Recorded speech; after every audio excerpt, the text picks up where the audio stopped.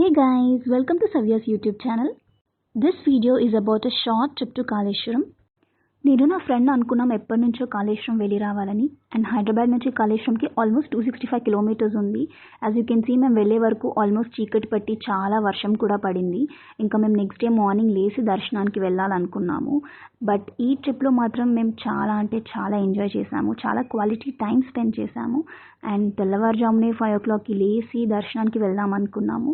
నిన్న నైట్ అంతా వర్షం పడడం వల్ల మార్నింగ్ చాలా గ్రీనరీగా చాలా పీస్ఫుల్గా, అస్సలు జనాలు లేరు. దర్శనం కూడా చాలా పీస్ఫుల్గా అయింది.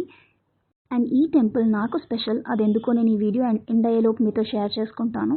దర్శనంకి వెళ్ళే ముందు గోదావరిలో కొబ్బరికాయ కొట్టేసి దీపం వెలిగించేసి వెళ్ళాలంటారు. సో మేము అక్కడ అలాగే చేసేసి అక్కడ నా ఫ్రెండ్కి చూపిస్తున్నాను వాటర్ ఎంత ముందుకు వచ్చేసింది వర్షం పడడం వల్ల అని చెప్పి చూపిస్తున్నాను.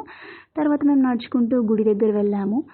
అండ్ ఈ టెంపుల్ నాకు స్పెషల్ అని చెప్పాను కదా, అదెందుకంటే ఎగ్జాక్ట్లీ 30 years బ్యాక్ ఇదే టెంపుల్లో మా పేరెంట్స్ పెళ్ళి జరిగింది. సో ఒకప్పుడు అలా పెళ్ళిళ్ళు చేసుకొని ఇచ్చేవారంట. ఇప్పుడు నేను చూపిస్తున్న ఈ ప్లేస్లోనే మా మమ్మీ డాడీ పెళ్ళి జరిగింది ఆల్మోస్ట్ 30 years బ్యాక్. అప్పటికి ఇప్పటికీ ఈ టెంపుల్లో చాలా చేంజెస్ వచ్చాయి. అండ్ ఈ టెంపుల్ స్పెషాలిటీ ఏంటంటే ఈ టెంపుల్లో 2 లింగాలు ఉంటాయి.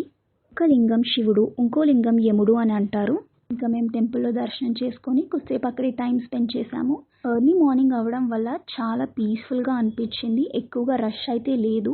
అండ్ ఇప్పుడు నేను ఇక్కడ చూపిస్తున్న దాన్ని యమకోణం అంటారు. ఇందులో నుంచి కనుక మనం వెళ్ళేసి ఇలా నా ఫ్రెండ్ వెళ్తుంది కదా, అలా వెళ్ళేసి వస్తే మనం చేసిన పాపాలన్నీ పోతాయని చెప్పేసి అక్కడ అంటారంట.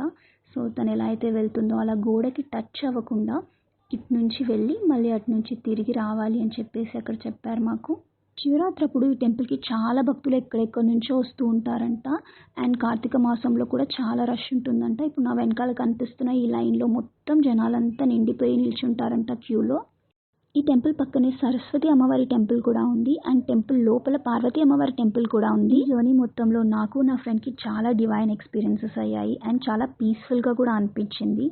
అలా మేము మార్నింగ్ 6కి స్టార్ట్ అయ్యి 10 వరకు దర్శనము అన్నీ చేసేసుకొని మళ్ళీ హైదరాబాద్కి స్టార్ట్ అయ్యాము. ఈ జర్నీ మొత్తం మేము 1.5 days కంప్లీట్ చేసాము.